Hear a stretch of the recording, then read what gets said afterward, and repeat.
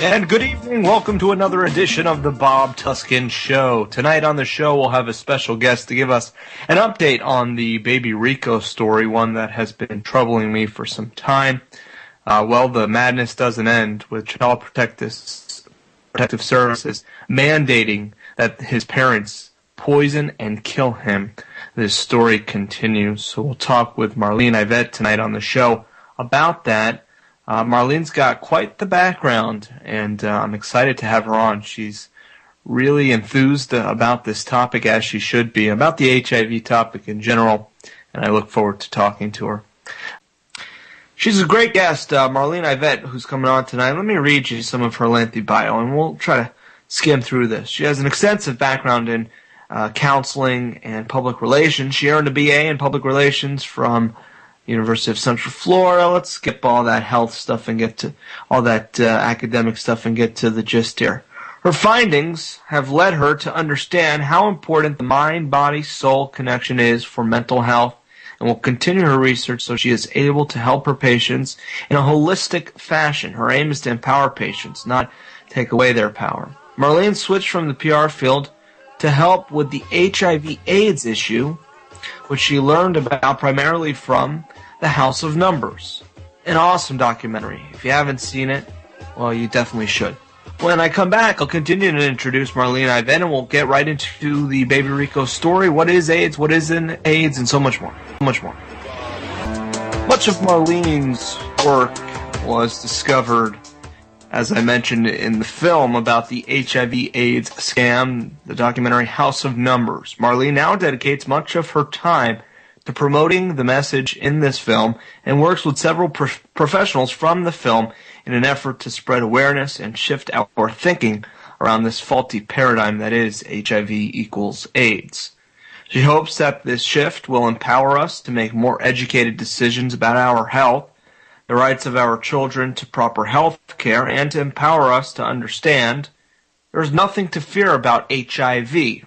Her goal is to help create a movement to boycott the faulty testing, as she believes this will create the biggest impact, which it will, of course, especially while testing is still not mandatory by law. Well, we better hurry up before it is. That's pretty darn scary, but that's where they're going. They want to mandate the test so that they continue the lie and that they get this House of Numbers. There has been other discoveries since her HIV/AIDS discovery about what illness truly is and what is necessary for healing, many other topics of conditions like cancer, to what should be done for the common cold, and so on and so forth. She's really on to things here, folks, and I think I agree with her on probably most everything in regards to health. And without further ado, we'll bring Marlene on. Hi, Marlene. How are you tonight? Hi, Bob. I'm well. Thank you so much for having me. Not a problem. Now, one of the stories that we're both very passionate about is the Baby Rico Nagel case. And for anyone who has seen the movie House of Numbers, Rico's mom, Lindsay, was featured in that film. She was a little girl adopted in Romania, and when she came to the States with her adopted parents, she was told, or her parents were told at the time, she was very young, that she was HIV positive and would only have so long to live. So they ran to the drugstore and they bought the AZT, which they were told was going to save their daughter, or at least keep her alive for as long as possible, and they dosed her up with that AZT. Well, long story short, they realized that much of her symptoms of her health that was quickly unraveling was attributed to the AZT itself, and they contacted Dr. Peter Duesberg, one of the leading virologists in the world, who had worked with the so-called discoverer of HIV, Robert Gallo. And Dr. Peter Duesberg said, get her off the medication right away. Well, they did so in a very brave move against all the authorities. Not that we should trust authorities anyways. And, well, the rest is history. Her health started to gradually get back into order, and she's now 20-something with full health, had a very healthy baby boy, healthy pregnancy. But all the other children, however, Marlene, as you know, were not as lucky. The children in her portion of the AIDS hospital that were given the death sentence and poisoned by the drugs, they all passed away, unfortunately. So she's a living testimony, a living testament, rather, that this issue is something we're being lied to about, and these drugs are especially dangerous, let alone all the underlying illnesses that we're not addressing when we use the scapegoat of HIV, right? Absolutely. So let's now bring it to Baby Rico. And since you're the guest, I'll stop talking because I could go on and on and on about this. This is something I'm very passionate about. And why don't you kind of give the background before we get to the updates for those of our listeners who haven't been paying attention to my show. Come on, folks. We've talked about this a lot. I know. You don't get to listen all the time. That's cool. I get it. I'm just joking. So the bottom line is we've had Lindsay's dad on, the grandfather of Baby Rico. We've had Celia Farber on. We've talked about this a lot. I've been very passionate about this. But just in case you've been living under a rock, Marlene, why don't you give them the background starting from when Baby Rico was born? Yes, absolutely, Bob. And I thank you for covering this story as much as you do. You're one of the very few shows that actually does do a tremendous job of this, and I'm very grateful for your work and bringing awareness to this important issue. Yes, Baby Rico. So, yeah, you said Lindsay, she was the sole survivor of the babies put on AZT back then, and due to being taken off the drugs, had a healthy baby boy, and obviously, for obvious reasons, didn't want this baby on those same drugs that almost killed her. But unfortunately, had her child in the system in a hospital, and I'm sure they probably knew exactly who she was, and she's pretty well known, I'm sure, in her small town. And so they, put the baby on the drugs, removed, which you did cover on your show, removed the child from the home, and, forced the baby on the drugs through a feeding tube and in his stomach. And then, she had the child back in her custody for a while, but had to Skype twice per day to prove to social workers that she was continuing to give the drugs to the baby. So that was going on for a while, and as of just a few days ago, he was rushed to the emergency room with a life-threatening condition that was a direct effect of the drugs, and was taken off all of the drugs at that time. So that's basically where the story is right now.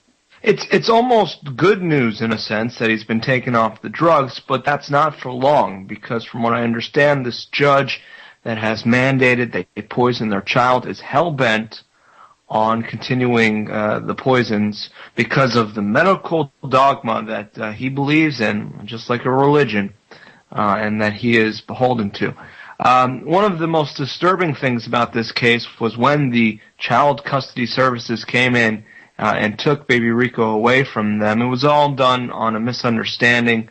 They thought they were allowed to miss an appointment. They thought it was optional, and they did so, and the next thing you know, that they have the sheriff at the door with the Child Protection Services, and I hate to call them Child Protection Services, Marlene, because what they did was barbaric to this baby.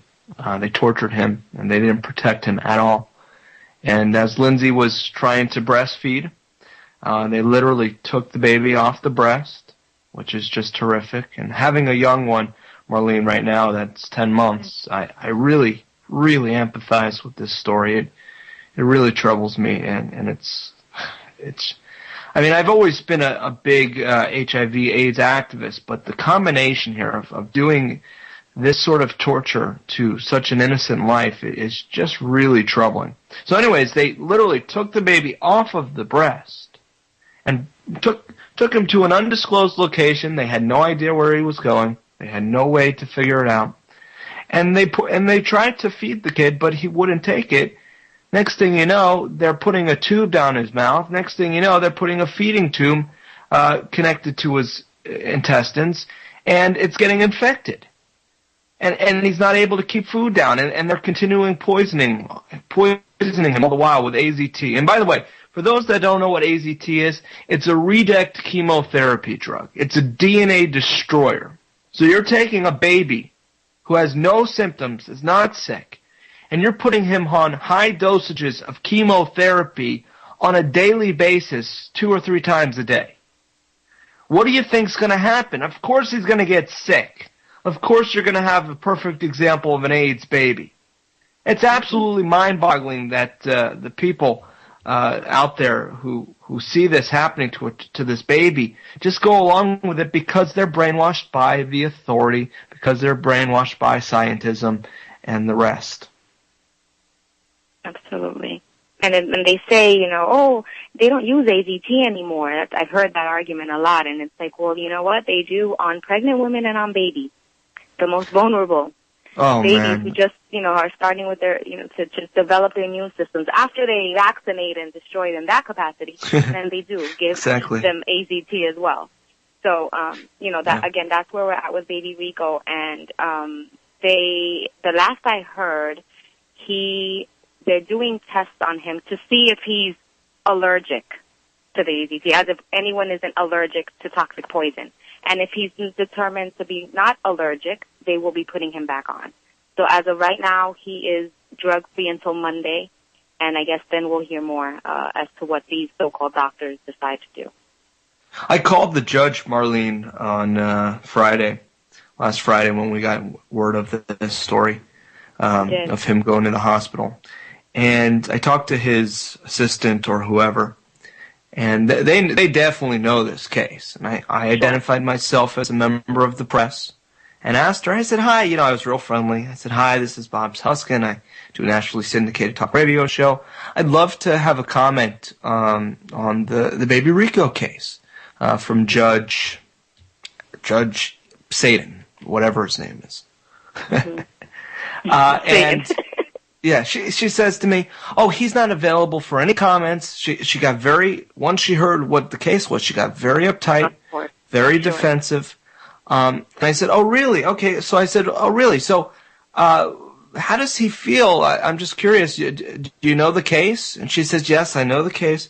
And I said, well, how do you think the judge feels that he's mandated his Baby Rico's parents poison him, and now he's being sent to the hospital with a life-threatening illness because of the judge's mandate? How do you think the judge feels about that? And I kind of digged into her a little bit, and she hung up the phone on me, literally.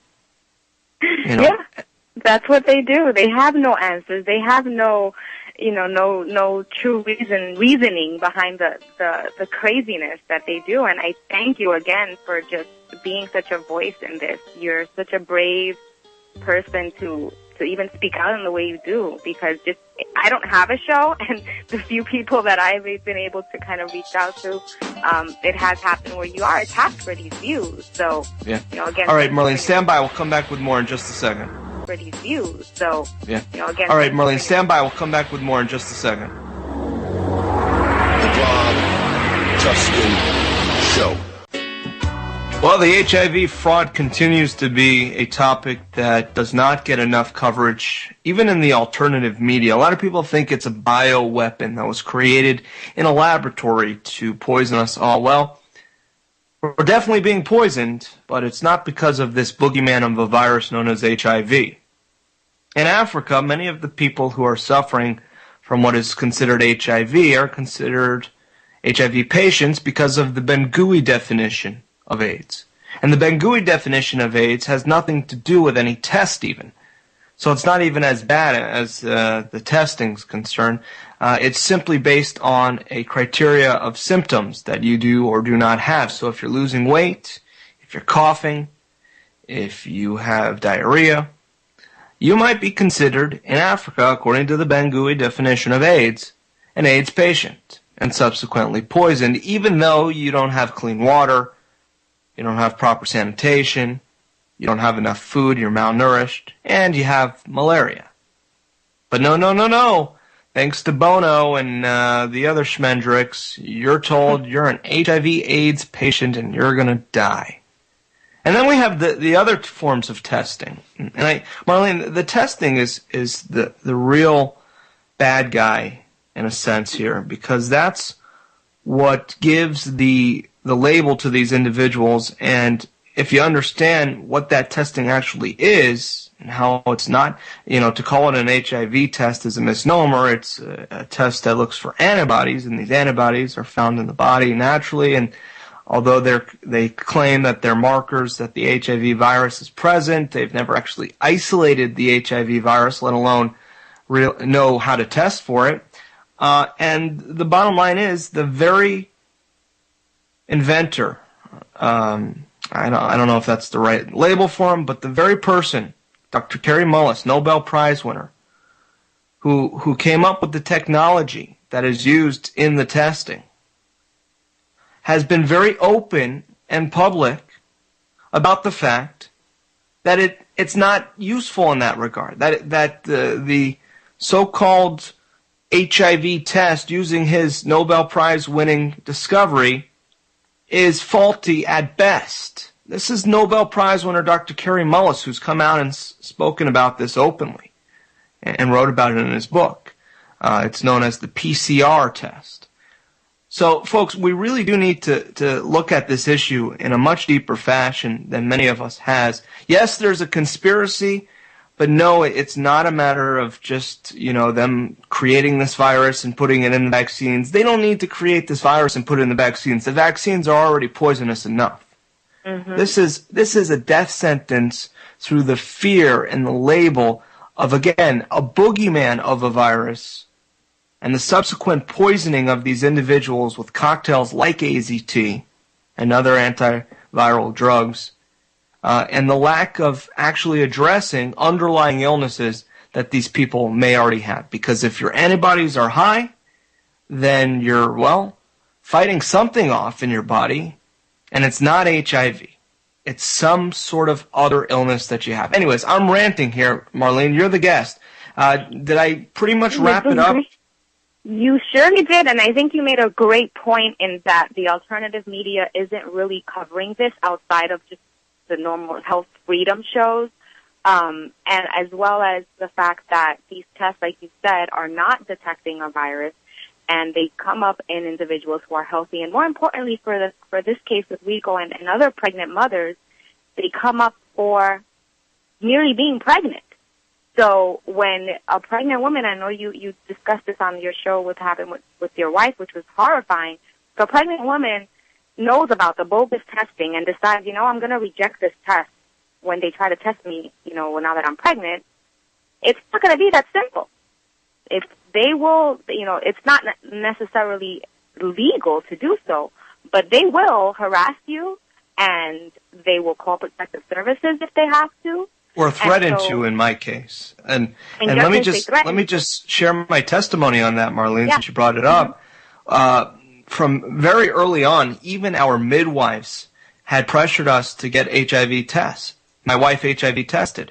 And we actually had to sign a waiver for the midwives. And they're supposed to be holistic. They're supposed to be alternative, the midwives. But the midwives have to deal with the strict guidelines of the state as well, just as the hospital does.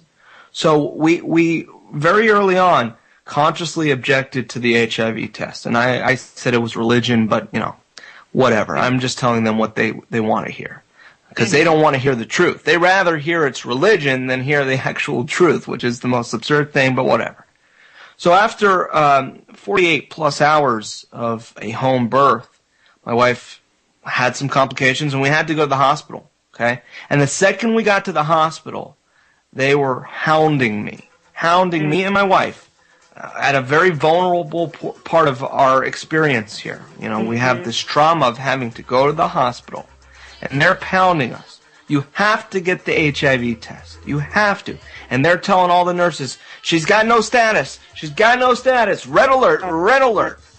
When I come back from this break, Marlene, I will tell the rest of this story, and it's giving me chills just thinking about it again. Stand by, folks.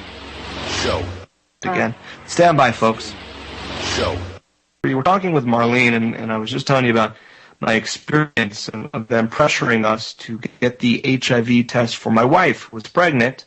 And when you're pregnant, your antibodies are naturally elevated, which oftentimes gives a false alarm that, see, here's the thing. The test doesn't really test for HIV anyways, so it's a fraud from the get-go. but you have more of a likelihood of setting off that alarm of the fraud, that is the HIV test, if you're pregnant, because your antibodies are higher. It's kind of how it works. So when we get to the hospital after the home birth, like I said, they're pressuring us. And I'm saying, no, religious freedom. And at that point, I'm taken aside by one of the doctors. They take me out of the room, I felt like I'm back in elementary school, Marlene. They said, I want to talk to you outside.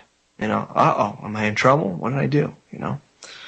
So they take me out and they say, listen, you have to stop preventing her from getting this HIV test. And my first response was, well, I'm not preventing her. She's just as much aware of this as I am and a part of this as I am. Because they thought I was the bad guy, right? And he says, well, listen, Bob, if you don't get this test, we might have to consult a higher power. I'll never forget the way he said this. We might have to consult a higher power. And you know what I said? I said, oh, really? I didn't realize you were religious. Are you going to talk to God directly or discuss it with his secretary? And he looked at me and he says, no. We might have to call Child Protection Services. Oh, my God. At which point I did not back down, and I'm glad I didn't, because I actually have friends who work with Child Protection Services here locally. It's privatized in the state of Florida, and they work with them. And they actually do a lot of good sometimes. And I asked them about it after the fact, and they said, no, we didn't hear anything about this. No, we've never heard of this happening, Now, it wouldn't surprise me if it does happen.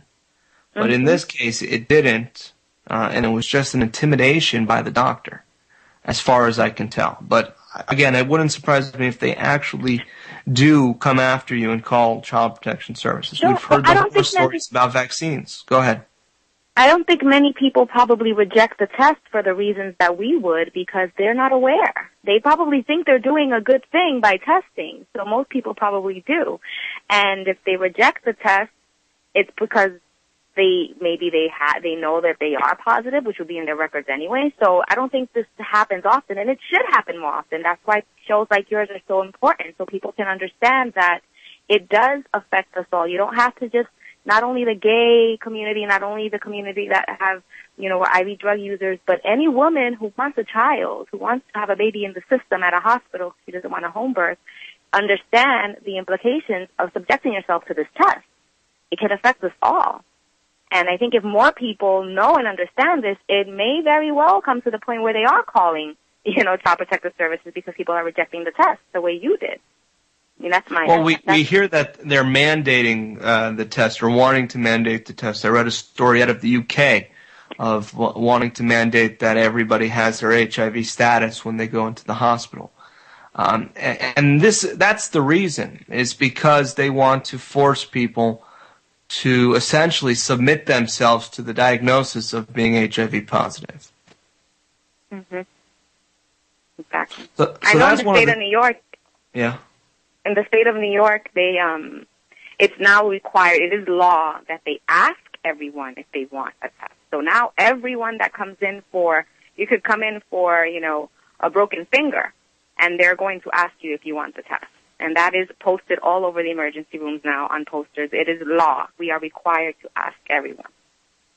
Well, the HIV/AIDS fraudsters, they prey on some of the most vulnerable people. That's probably the most disturbing thing about this. It started with just the gay community.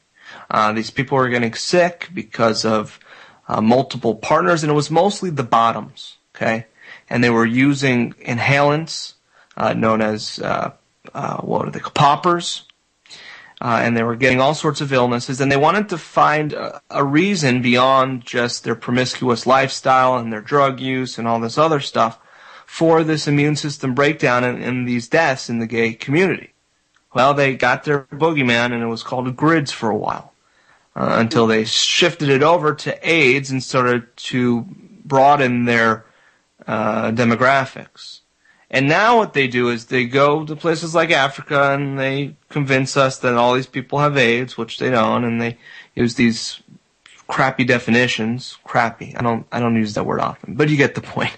And then they go into communities here in the States of low-income housing, and the ghettos, if you will, okay?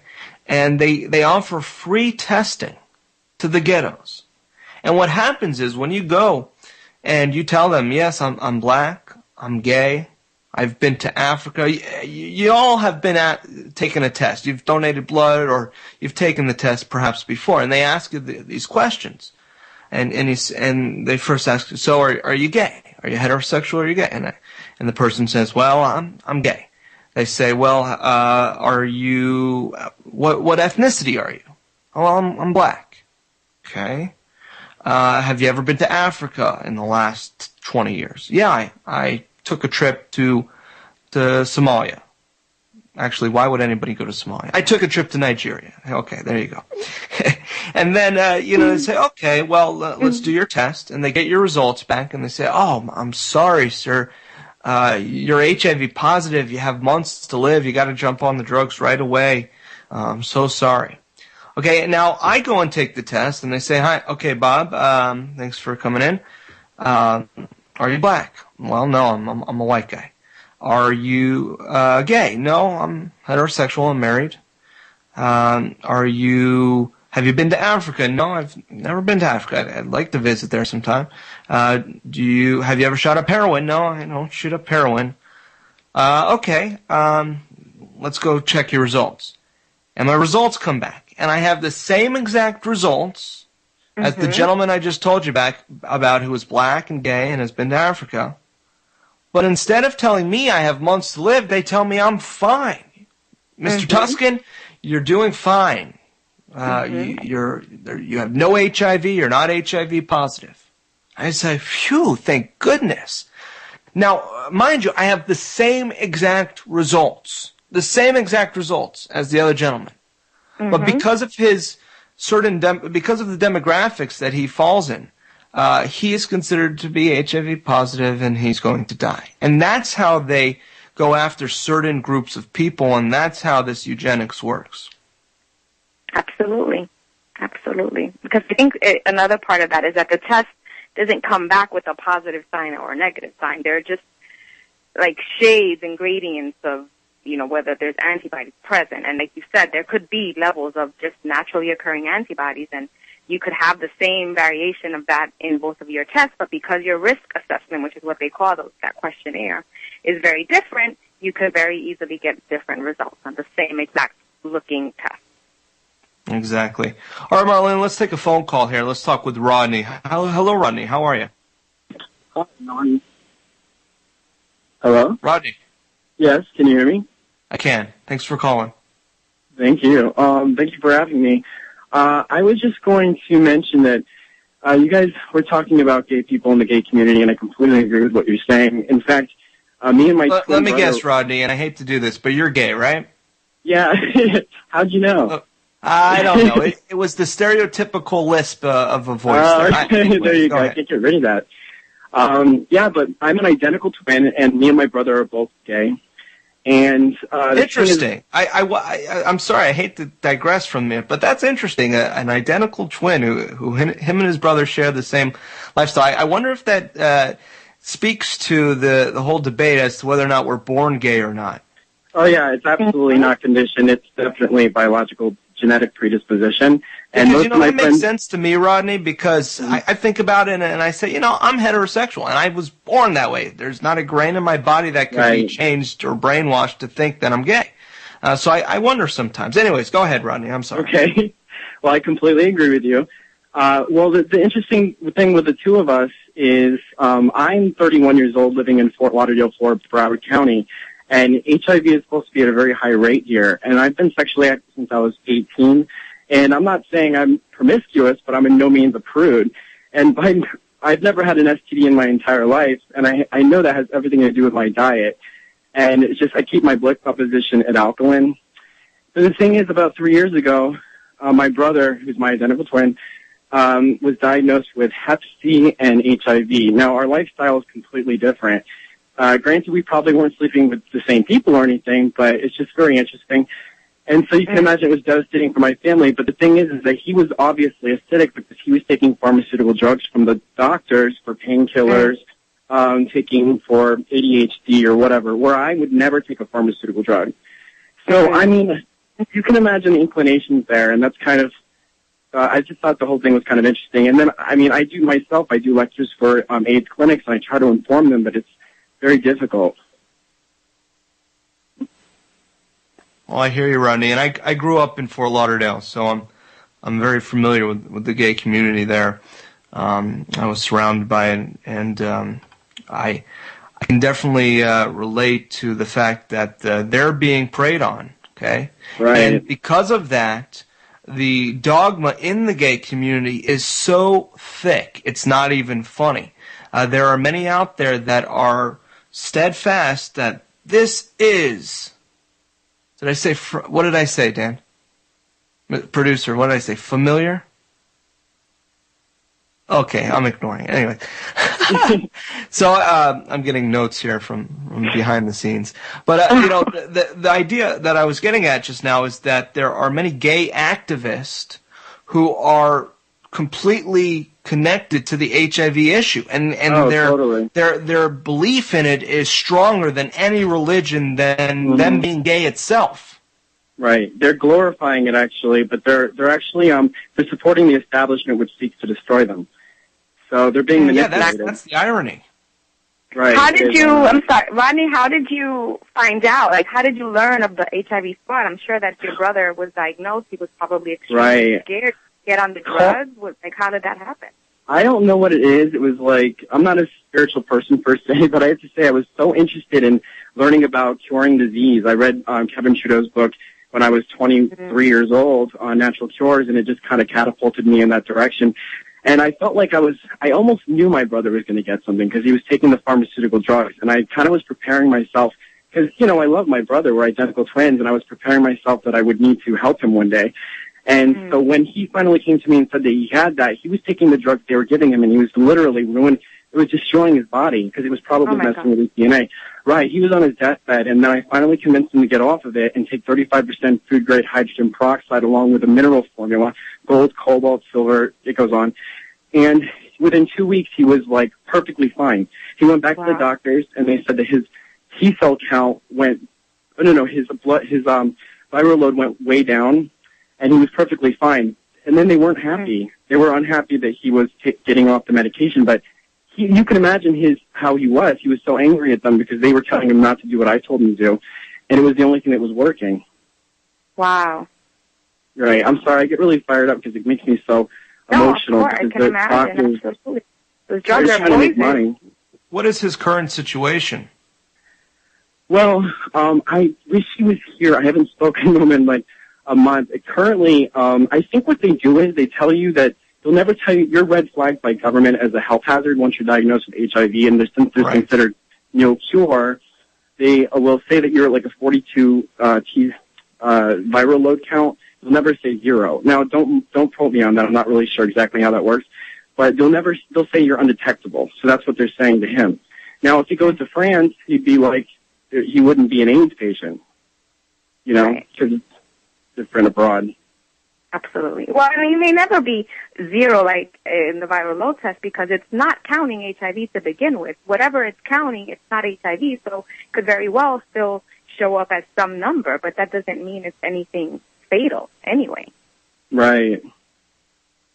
So that's the thing. But it's interesting that you got him off of the drugs without really understanding the whole fraud behind HIV and just kind of understanding the whole fraud behind the pharmaceutical industry as a whole. Well, what's ironic about it is that he was getting sick. He probably was a magnet for a virus or whatever from taking the drugs they were giving him at the doctor's office for painkillers, ADHD, and then he got sick off a virus, and then they got him on another drug for something that they created in the first place. You know what I mean? They give you drugs, they make you a magnet for disease, you have to go back in for new drugs. So it's just this domino effect. But he's really lucky to have you. advocate for him. Yes. And let me pick up on something you mentioned there, that once you're diagnosed as an HIV-positive individual, you are labeled in the medical industry for the rest of your life. And Right. they will go as far as to deny you care unless you take the cocktails that they want to prescribe to you. And they've done this with a number of different individuals. The most recent case was none other than Carrie Stokely. And Carrie Stokely was a survivor. She realized after years of being poisoned with AZT and other drugs that the fraud of HIV was simply that, a fraud. And she got off of the medicine, and she started to recover. Her health was great. She lived another 10 years, but because of all the damage that was done to herself and her body, she eventually passed away, and when she passed away, they denied her care for what she had going on with it. I don't remember all the details, but the bottom line is, because of her label, they denied her care, and they watched this poor lady who had been tortured with the HIV diagnosis many years ago die and wither away. It's just another harsh, disturbing story. And then they get to blame AIDS. Then they get to say, oh, yeah, AIDS, and then they say, taking the aha, drugs. we told you. Exactly. All right, folks, we'll be right back for our final segment. Stand by.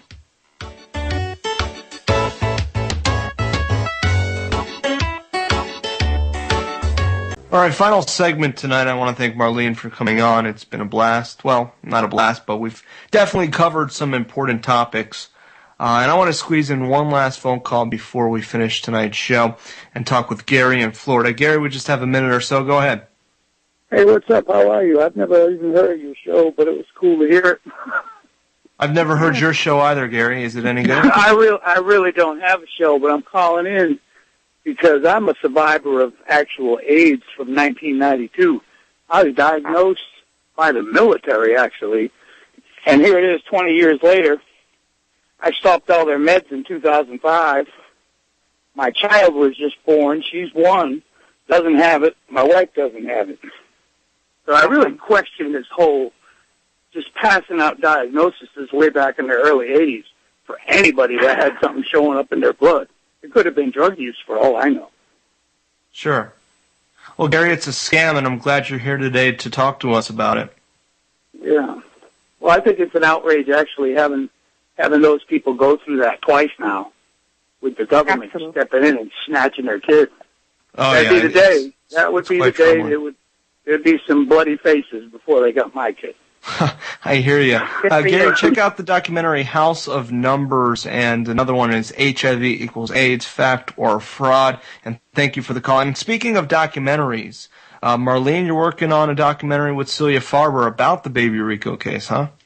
Yes, Celia is actually out there in Minnesota right now with the family, covering this story very closely, and we are working together to really just try to raise funds and, like I said, get this message out there to a larger community of people to understand that it doesn't just affect positive people, it doesn't just affect the gay community, but any mother, any pregnant mother, if they see Baby Rico's story, what he's going through, and no matter what you believe about HIV, I believe that most people will come together to believe that they should have the right to decide how their babies are treated, how their babies are cared for, what they're drugged with, what medicines they take. And this film is going to cover all of that.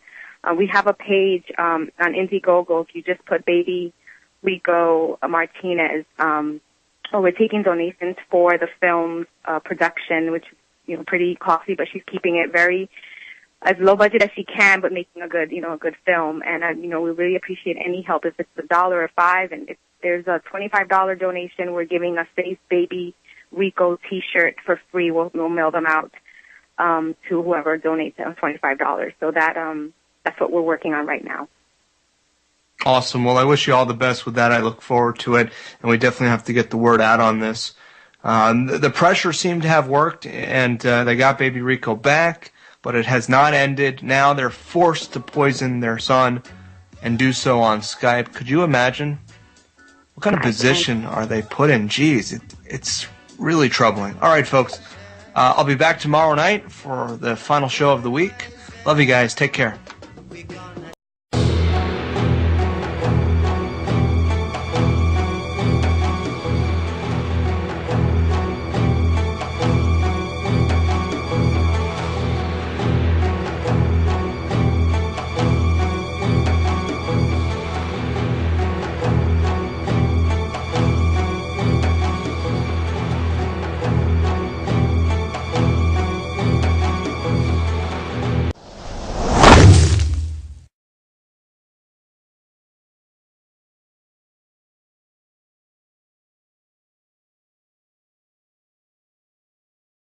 health stuff and get to all that academic stuff and get to the gist here.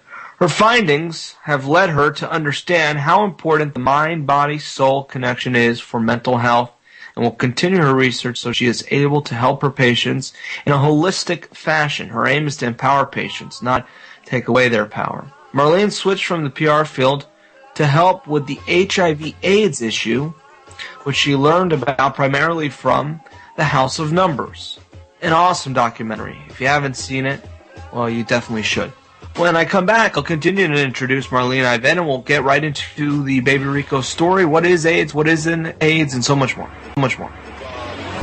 Much of Marlene's work was discovered, as I mentioned in the film, about the HIV/AIDS scam, the documentary House of Numbers. Marlene now dedicates much of her time to promoting the message in this film is necessary for healing many other topics of conditions like cancer, to what should be done for the common cold, and so on and so forth.